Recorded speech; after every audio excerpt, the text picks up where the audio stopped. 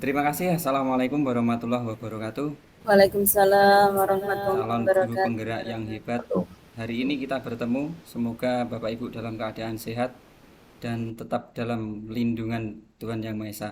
Bapak Ibu, tentunya Bapak Ibu di sekolahnya sekarang ini sedang mengalami perubahan yang kemarin menggunakan kurikulum 2013. Sekarang ini didorong untuk bergeser menggunakan kurikulum Merdeka. Saya izin ini dulu.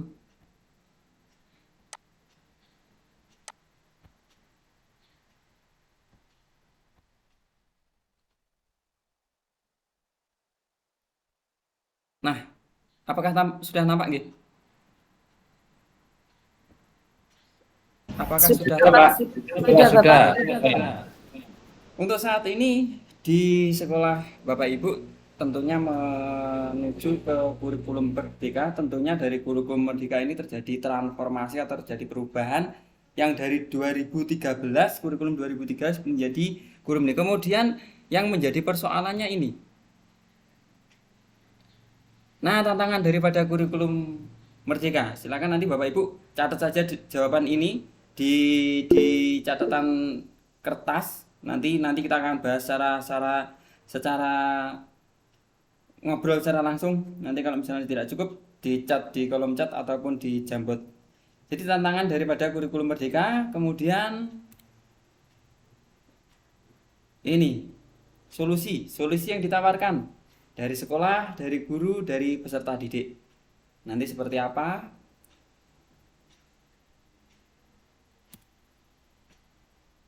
Kemudian bagaimana penerapannya?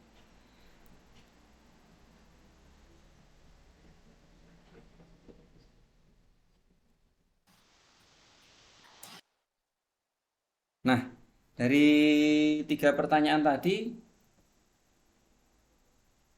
sebentar, kepada siapa ini yang buka duluan siapa ini? Ibu Miftakul. Moga-moga Bu Miftakul dipersilahkan. Oke, terima kasih Pak. Ada 3 pertanyaan dari jenengan. Yang pertama tantangan, yang kedua solusi, dan yang ketiga adalah penerapannya. Tantangannya tentu saja adalah paradigma guru itu sendiri, karena perubahan kurikulum kuncinya adalah berada pada pemahaman guru dan paradigmanya, bahwa itu hanya bukan sekedar ganti dokumen, ganti RPP dan sebagainya, tapi cara dia dalam mengajar. Itu. Oke, itu tantangannya. Ya, jadi Kemudian tantangan berat. solusi yang ditawarkan. Solusi lebih kepada satu, sekolah harus memfasilitasi diadakannya beberapa lokakarya atau pelatihan-pelatihan yang membantu guru, sehingga guru tersebut bisa merubah mindsetnya. Terus di antara sama guru juga harus saling mendorong. Terlebih kita sebagai guru penggerak harus saling mengajak rekan kita yang ada di sekolah kita untuk merubah paradigma tentang kurikulum merdeka. Seperti itu. Oke. Kemudian saya melihat Bapak Teguh Basuki, monggo Pak. Terima Kendala kasih, Pak. atau Jadi, tantangan yang ada di dalam sekolah Bapak Jenengan? yang jelas adalah kendalanya di gurunya, Pak. Jadi, kalau siswa saya kira manut aja, mau kurikulum itu berubah, siswanya juga ikut berubah, mau tidak mau berubah. Tapi gurunya, terkadang masih pemikirannya masih pola pikir yang lama, dan dia tidak mau berubah. Jadi, untuk itu perlu adanya perubahan pola pikir dari seorang guru. Dan caranya bagaimana? Caranya dengan mengikuti berbagai pelatihan yang sudah disediakan oleh Kemendikbud, baik jalur online, tentunya jalur online, karena kita masih di musim pandemi COVID seperti ini, jadi online itu sebagai solusi yang sangat mudah. Tapi tinggal bagaimana inisiatif dari guru tersebut mau berubah. Terima kasih, Pak. Oke, Bu Yuneva, monggo. Tantangan yang ada di sekolah penjenengan menghadapi kurikulum Merdeka ini apa? Baik, Bapak Doni sama juga dengan Pak Teguh itu dari gurunya, karena sesuatu yang baru itu memberatkan. Jadi kurikulum Merdeka ini kan sesuatu yang baru. Jadi kami yang dari K13 menuju Merdeka, yang dulu saja kan SPK K13 saja terasa berat. Apalagi ini kita sudah mulai nyaman, kita pun harus merubah ke kurikulum Merdeka. Jadi itu sesuatu yang memberatkan dan itu merupakan tantangan tersendiri bagi kami. Terima kasih Pak Doni. Oke, Bu Ike, monggo. Terima kasih waktunya. Tadi sudah membahas secara umum dari guru ya. Saya ingin Iya. sampaikan permasalahan yang dari orang tua, Bapak.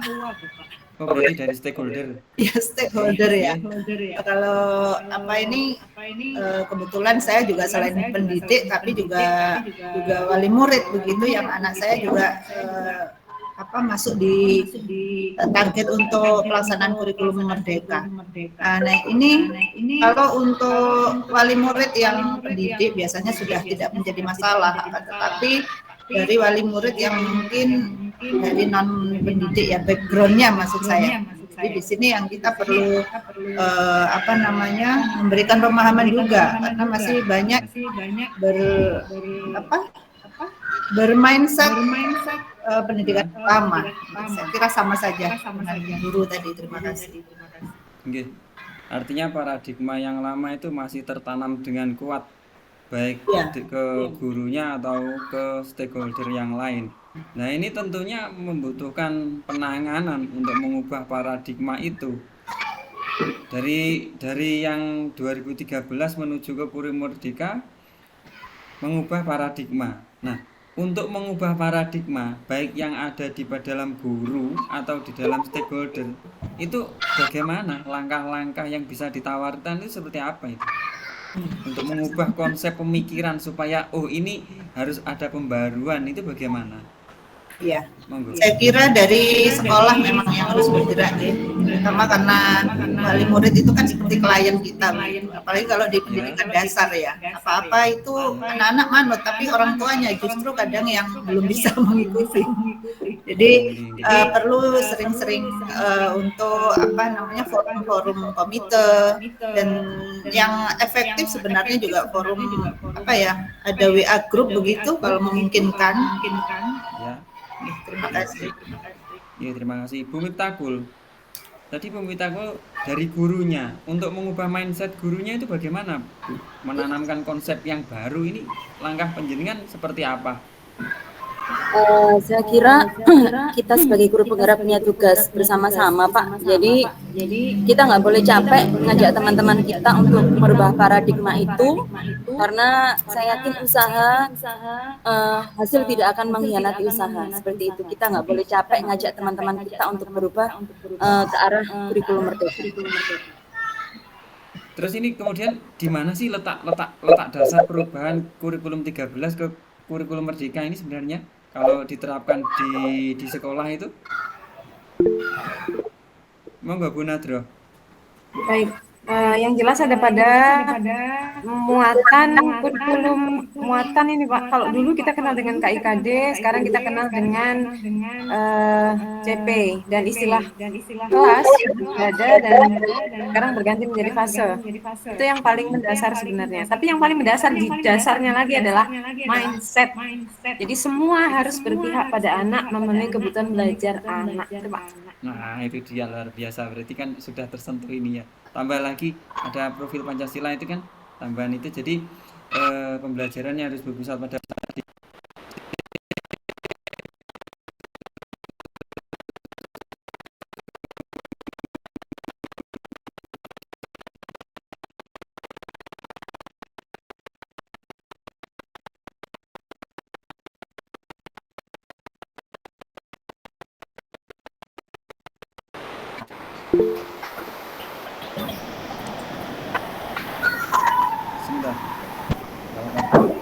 Tes.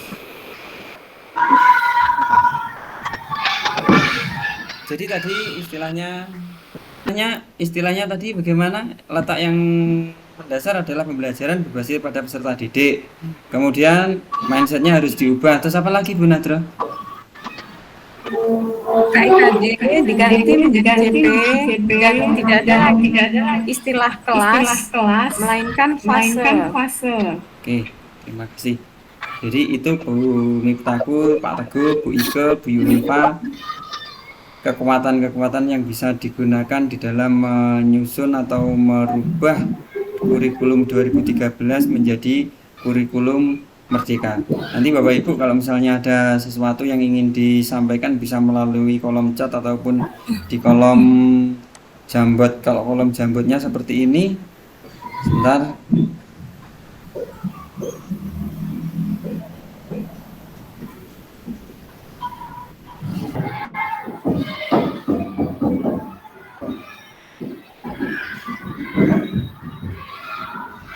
itu bisa dituliskan kekuatan-kekuatan yang dimiliki oleh sekolah masing-masing untuk menuju kurikulum merdeka.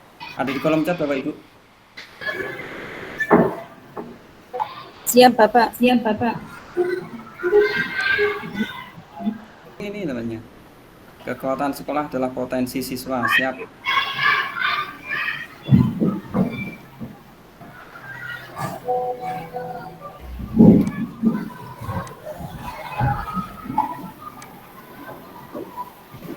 Oke, untuk yang lainnya bisa menulis di kolom chat.